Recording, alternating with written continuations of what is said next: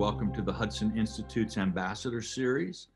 I'm Walter Russell Mead, and today I have the pleasure of introducing and speaking with Australia's ambassador to the United States, the Honorable Arthur Sinodinos.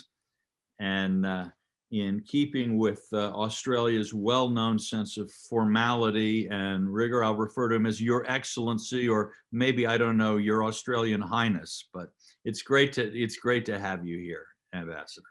No, thanks, Walter. Great to be with you. Admire your work over the years and the work of the Hudson Institute. Well, thank you. Ambassador Sinodinos took up his job here in February of 2020 after 4 decades of service in the Australian government.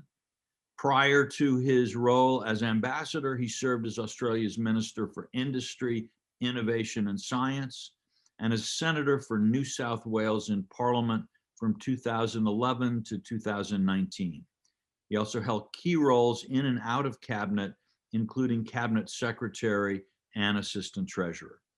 In 1996, Ambassador Sinodinos was appointed Prime Minister John Howard's senior economic advisor, and in 1997, he was appointed as the Prime Minister's Chief of Staff, a position he held for 9 years.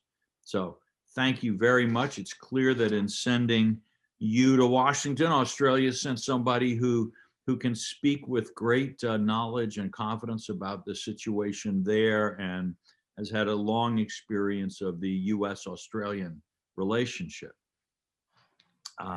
Thank you. So, questions. Last week, Foreign Minister Maurice Payne invoked a 2020 law to cancel agreements with Iran and Syria, as well as 2 BRI deals that Beijing had made with the government of the state of Victoria. The Chinese embassy in Canberra called the move another irresponsible provocation, while Payne framed it as Australia acting in its national interest. What was going on there, and how do you think this incident's likely to affect what is already a somewhat troubled Australian-China relationship? Thanks, Walter. What the Foreign Minister was referring to was some legislation which had recently been passed about agreements entered into by entities beneath the federal government, including state and territory governments. And the idea of that was to, I think, have some greater consistency in our foreign relations by evaluating some of these agreements that have been entered into to see whether they're consistent, were consistent at the beginning, or are consistent now with our national interest. And in the case of the agreements from Victoria, one was to do with Belt and Road and related initiatives. I think the feeling there was, given the way that initiative had evolved, it wasn't really in Australia's interest to be identified with it. And in the case of Iran and Syria, it was agreements which, given the other issues at the moment in both of those relationships, it wasn't particularly appropriate that those agreements continue.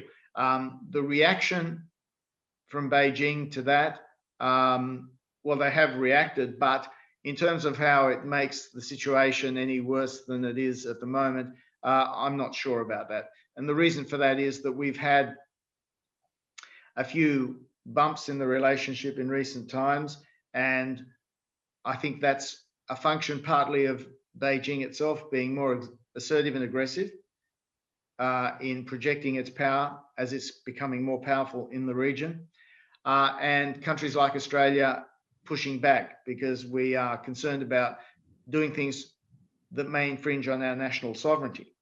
And from that point of view, therefore, the relationship has reached a certain stable equilibrium, if you like, and it's bumping along the bottom, and this could happen for a while. I don't think we can see an early reset. And certainly the administration here has made clear in its relationship with China, it will take account of the interests of allies and partners and not look to reset the relationship without taking account of how allies and partners are affected. And from us, that's a very important signal from the administration. So we've put our helmets and Macintoshes on and our galoshes, and we're just waiting for the storm to pass.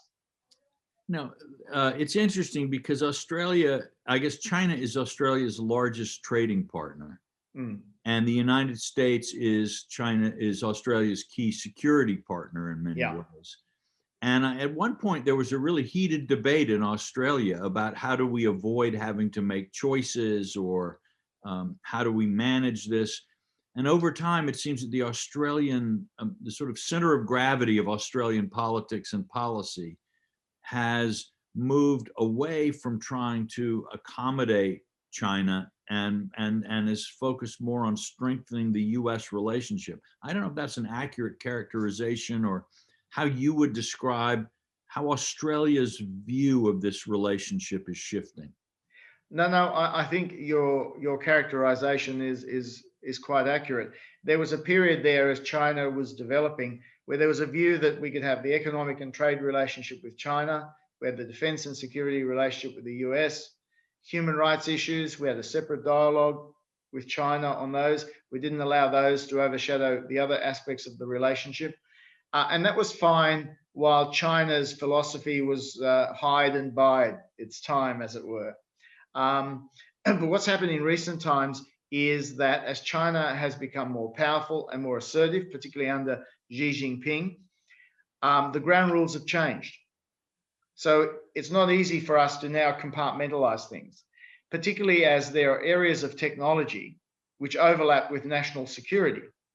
And so issues around technological dominance have started to have real geostrategic implications. So, for example, a few years ago in Australia's case, Huawei and ZTE and the role they would play in Australia's 5G rollout became an issue because of concerns that were expressed to us by our advisors, particularly in the sort of information and intelligence fields, about the capacity for information garnered in Australia through those networks to find its way back to governments in other places that may have an interest in exploiting that information for their own purposes. The concern at the time was, and Malcolm Turnbull was then the Prime Minister, was, okay, the intent at the moment may be benign, but once a country has this capability, intent can shift in a second and become more hostile or malicious. So from the point of view of our national interest, we had to start making decisions about issues like the 5G rollout, about foreign interference in our elections, in our electoral system, in our political parties. And so it wasn't so much a conscious policy decision one day that we are now going to reset the relationship with China. It was the accumulation of a series of decisions where we were evaluating what was in our national interest. And that antagonized China. And I think today China's attitude tends to be that if countries are acting in this way, they need to be put in their place. And if Australia is not put in its place, others will think that it's appropriate to act in this way. And they find that consistent with how they want to assert their power in the region. Our point is allies and partners, including the US, by working together, push back in areas of overreach, convince the Chinese they're better off cooperating with the international system, because we want them part of the international system. We want them to be strong and prosperous. That's in everybody's interest. One of the greatest anti-poverty initiatives in history has been the development of China, and we want that to continue. But the point is, we also want some version of the global rules-based order, which we've had since 1945, to continue. Yes, it suited us as liberal democracies, but we believe those values that underpin liberal democracies are values which respect the independence and sovereignty of countries, give them a chance to exercise their own freedom, and that we think that's important for all countries, large and small. So we didn't begin this episode with China as some sort of ideological contest. It was about pragmatically responding to areas where we thought our national interest was being infringed. That has had the effect, though, of alienating China or making China feel we have got to be made, I suppose, an example of. But what we're finding now is China increasingly lashing out at any country which appears to be in any way critical or seeking to take them on in terms of their behavior. So we don't feel we're alone. And in the way this administration has focused on allies and partners before engaging China, we feel that the administration has sent a message to the Chinese that we are going to leverage, we, the administration, are going to leverage one of the unique strengths of the United States, its network of allies and partners, in this, if you like, geostrategic competition that is going on. But it's nuanced. The administration, the Australian government, all of us accept there'll be areas where there may well be geostrategic competition, but there will also be areas of cooperation, like, for example, climate change, COVID-19, nuclear non-proliferation. And then there'll be areas where we just need to push back. Human rights is an obvious example. Hong Kong is the poster child for what's happened in that regard. And so I think from our perspective, we've evolved this approach based on national interest, but it aligns with the interest we have with the US and other major, particularly democratic powers. Australia was one of the first countries, and certainly in Asia, one of the first to respond to China's new assertiveness with some kind of a pushback. How has China responded? I mean, what are sort of concretely some of the things that you've experienced as China has tried to demonstrate to Australia the errors of its ways? Yeah, well, Walter, it began sort of incrementally. So you'd find, for example, it might be wine. Suddenly wine is not getting ticked to go into China. Approvals are being held up. Then it might have been barley. Then it might have been coal starting to, for some reason, be held up at the ports and not be able. And then, but over time, a pattern developed. And at first, we didn't want to call this pattern out as a pattern. We wanted to deal with each issue on its merits in a trade dispute context. But I think in more recent times, we've said publicly that, look, there is a pattern here, and it's clear what the pattern is, that we are being isolated because of some of the things we've done. One of the most recent being, of course, calling out origins of the virus and seeking to have the World Health Organization do an independent, objective examination of the origins so we can learn what happened and why and how we can do better in the future. So all of that, incrementally, all of that built up, and we've seen the reaction that's occurred. And so on the trade area, we're taking the Chinese to the World Trade Organization on one or two of these particular commodities, but we're just conscious that the trade relationship has been put into a deep freeze. The irony is that economically, the country, Australia, is doing quite well. So while exports and particular firms have been affected by these Chinese actions, the aggregate impact on the economy hasn't been perhaps as great as some people might have expected. It's been cushioned by a strong recovery in the US economy, in the Australian economy, just as the US is now starting to really consolidate its recovery. We've been helped by the fact that iron ore prices, propped up by demand in China, are record levels, which helps our economy and helps our budget.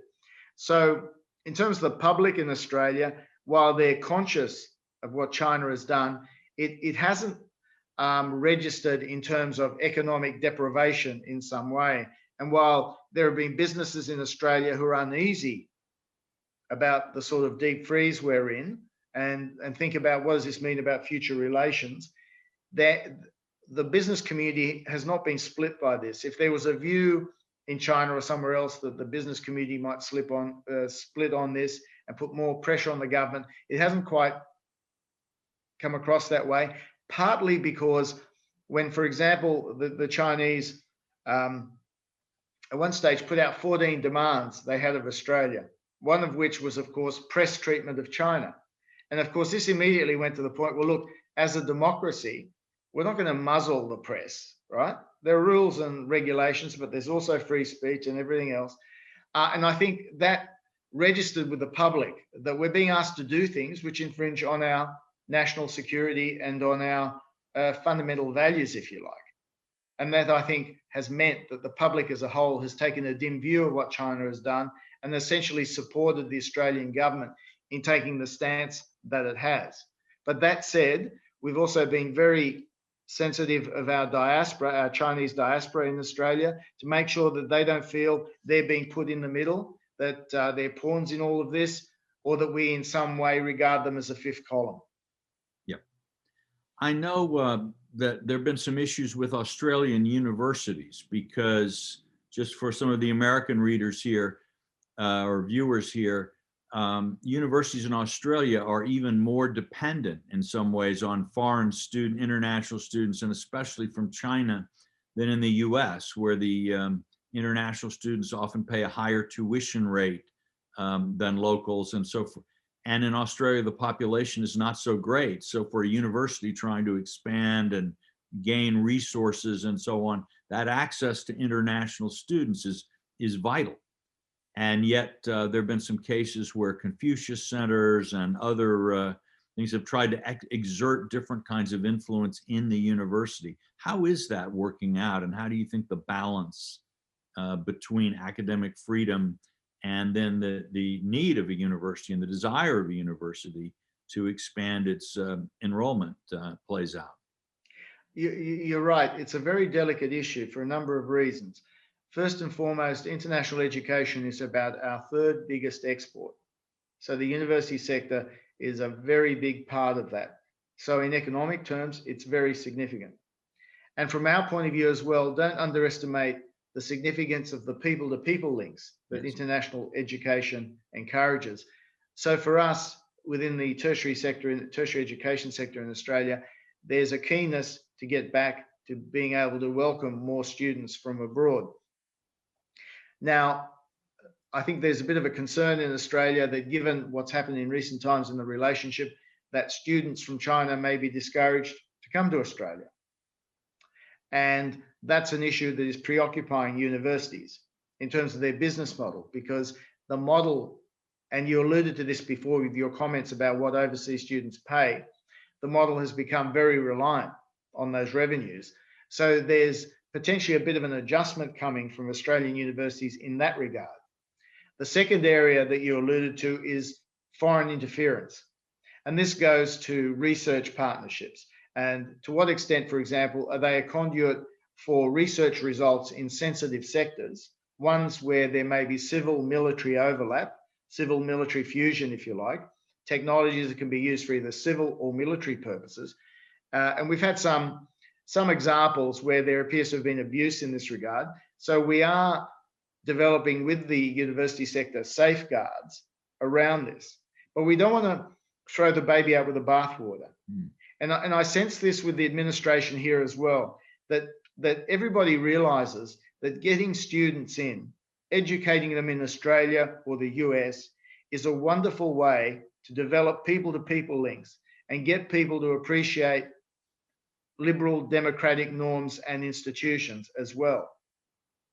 So what we're trying to do is find a balance here to stop potential abuse in terms of research being used for military purposes in a way which could potentially be antithetical to our interests, but at the same time, continuing to have very strong links. For us, China, I think, has now supplanted the US as our major research partner. When you look at the sort of cooperation that's going on, US and China, very strong relationship in terms of research. And so in a world where everybody talks more about decoupling, particularly tech decoupling, I think there's an acknowledgement that there may be an element of decoupling, particularly in national security space, but we don't want this to go to the point where, you know, if we look at this from a global perspective, we're all worse off because we're not cooperating in a way we could before. It's finding that balance, which is what we're seeking to do.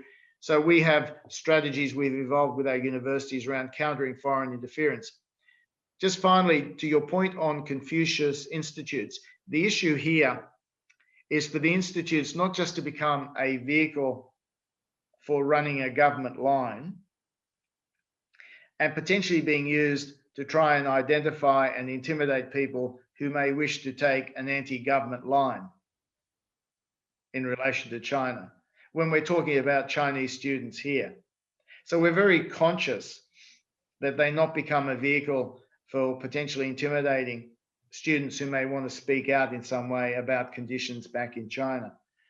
And in doing that, we're not doing it because we're anti the Chinese government or whatever. We're doing it because we're standing for what academia is all about, which is the free market of ideas and free speech to express those ideas. Yeah.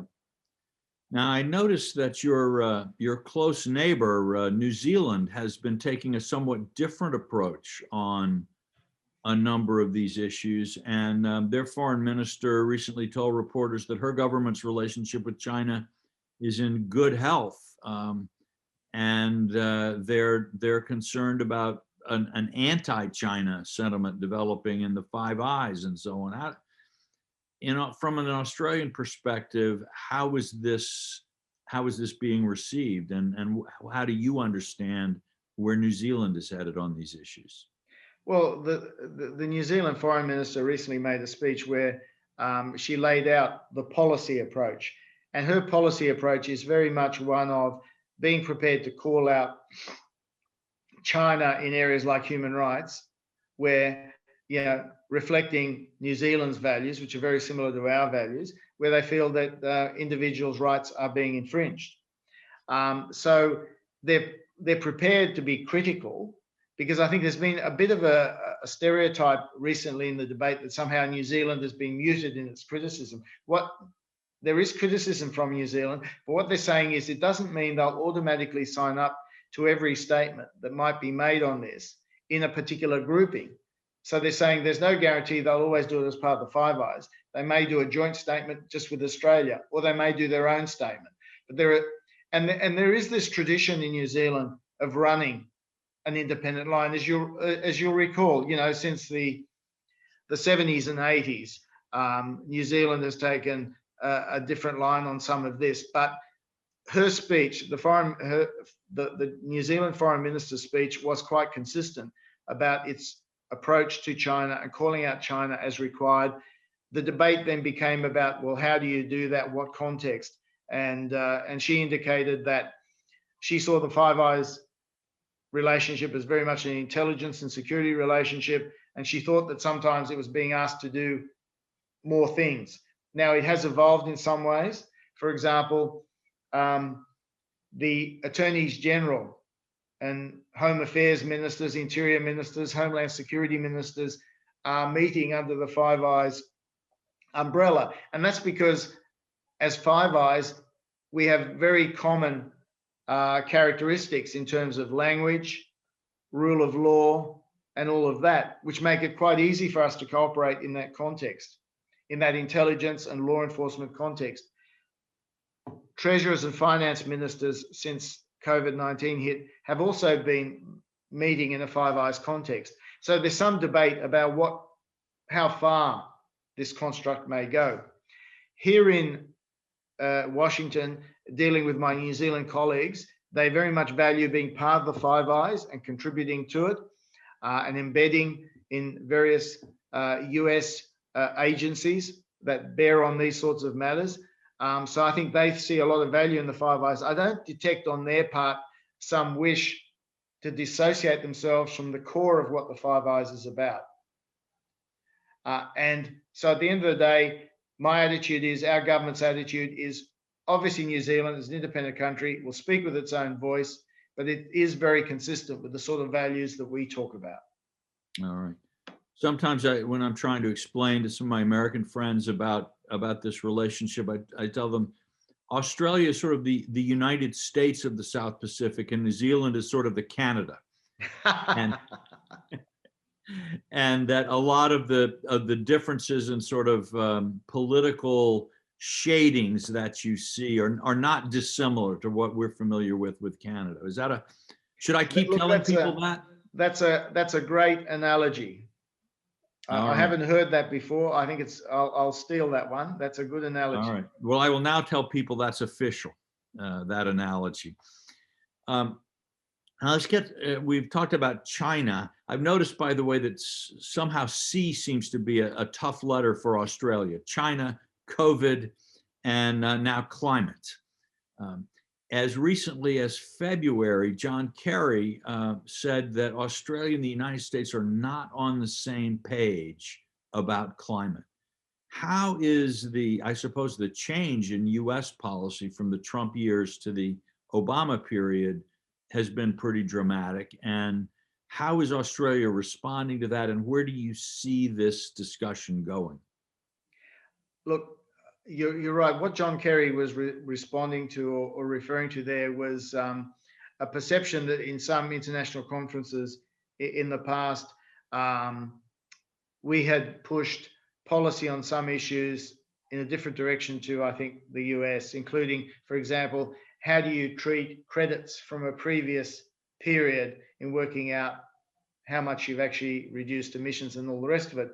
But that sort of technical stuff, I think we've all gone past now, and we've managed to resolve all of that.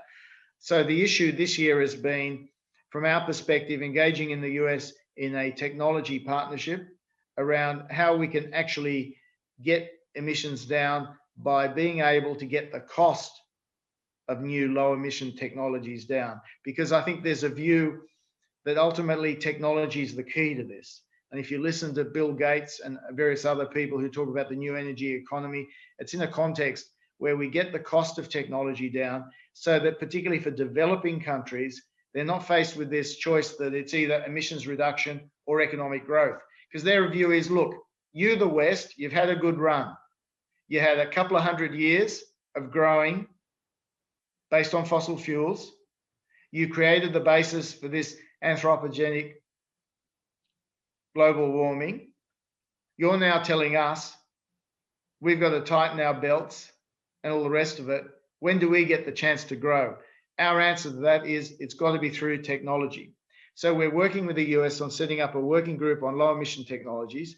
The Australian government's putting about $500 million into this, into partnerships with the US, with Japan, other countries in our region. Where the US has asked everybody to step up is on ambition. The US came to the climate summit last week and more than doubled its commitment to reducing emissions by 2030. 2 points were made. The first was net zero by 2050, yes, but the game has moved on. It's also about what we do this decade, given that we are running out of time. Some people fear we've run out of time already. The challenge is Australia had announced its and reviewed its nationally determined contribution, 26 to 28% by 2030, at the end of last year. So the thinking within the Australian government prior to the climate summit was, we've got the period until Glasgow to see what more we can do based on what we invest in technologies and further work we're doing this year on how the economy is responding to our existing climate change initiatives. So that will put us in a position to announce more in the run up to Glasgow. And to do that, we will have a dialogue during the year on both ambition and technology with the US government and in other plurilateral and multilateral contexts. For example, the Quad has a climate change working group, which will also look at issues of technology and ambition, finance, measures for adaptation, as well as mitigation. So there's a lot to go on. And I think, you know, the US behind the scenes, when we talk to them, say, look, US and Australia have a lot in common, given the way we relied on fossil fuels in the past, given the role of coal mining in the past, and the adjustments that have to happen. So they're actually looking to have a discussion with us, not just about ambition, but about adjustment and transition.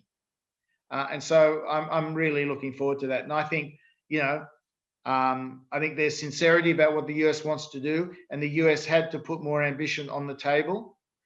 The challenge now, which has always been our challenge, because we take our commitments very seriously, is if you make a commitment, how do we make sure it happens? So we're talking about putting in another 8 or 10 billion into low emission technologies over the next decade, hoping to leverage up to 70 billion of private sector money. How will that go and what will that achieve? And we're trying to work out from that what the best targets will be. Coal has been a significant factor, as you mentioned, both in, you know, in Australia's own power usage, creates a lot of jobs. It's also been a principal export to China and more widely. So the tie to coal is probably going to be the most difficult single issue in Australia. And politically, I know in Australian politics, there are a lot of prime ministers whose uh, tenure has been wrecked by internal debate over climate change. How is this going to create? How does this reality? There are these two realities of the political problems and the coal focus. How do you think that's going to shape Australia's climate policy, and what should we be looking for to understand it? Well, the challenge for policy in Australia, if you look at the power sector, for example, the electricity generation sector, renewables are becoming an increasing proportion of the power output. But because of volatility with solar and wind in particular, we're having to come up with strategies for firming up power and providing backup. And gas is being looked at as a transition fuel to help with this, so that when you need backup or you need peak power, you can turn something on very quickly. So some combination of gas as a transition fuel, pumped hydro, these are all being developed. And as they're being developed, the power sector is changing. And that in itself is essentially going to shake out the sort of future of coal-fired power in Australia. We've already had a number of older coal-fired power stations terminated or closed down. And as they come to the end of their economic life, and that will be accelerated by these developments as the cost of these renewable technologies and backup and storage occurs, that sector will start to be a decreasing proportion of power, and that will be accelerated by these other non-coal developments that are occurring. The future of the coal export industry will largely be determined by how quickly and on what scale our international partners start to develop the alternatives that they're committed to under the various partnerships. And for example, we have a partnership with Japan on hydrogen. As that scales up and becomes more significant, that will have implications for the power mix in Japan. China, further down the track.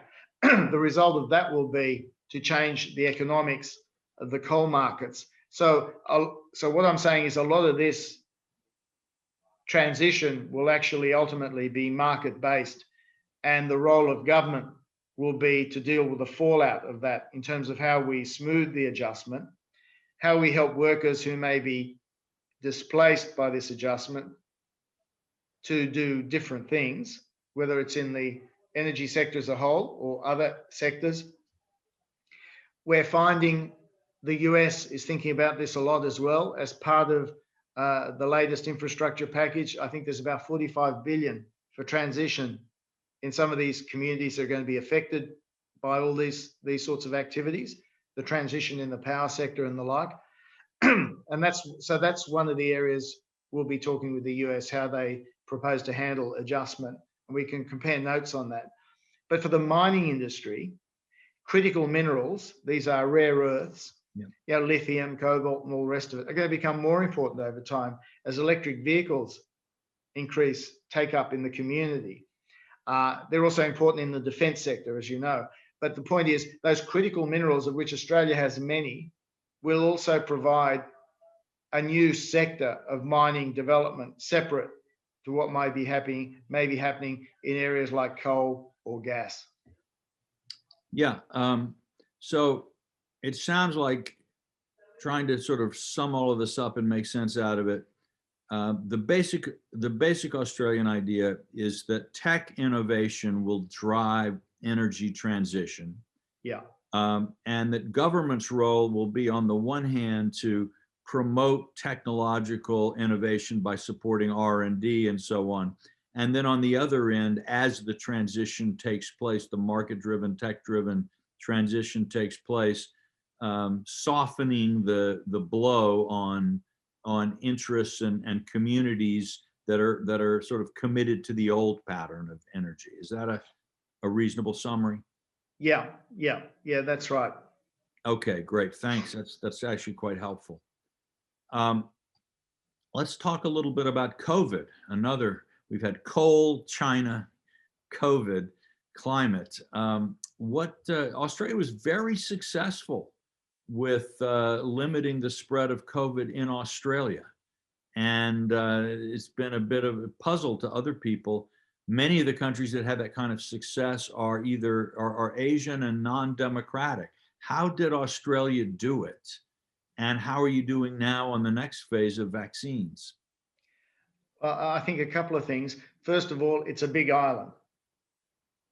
And that's important always to remember that early actions that were taken, for example, to stop flights from China and then other parts of the world, to some extent that worked because we don't have porous borders. That was important. But then what was important was doing lockdowns early so we could try and suppress the transmission of the virus as we worked out a more viable longer term strategy.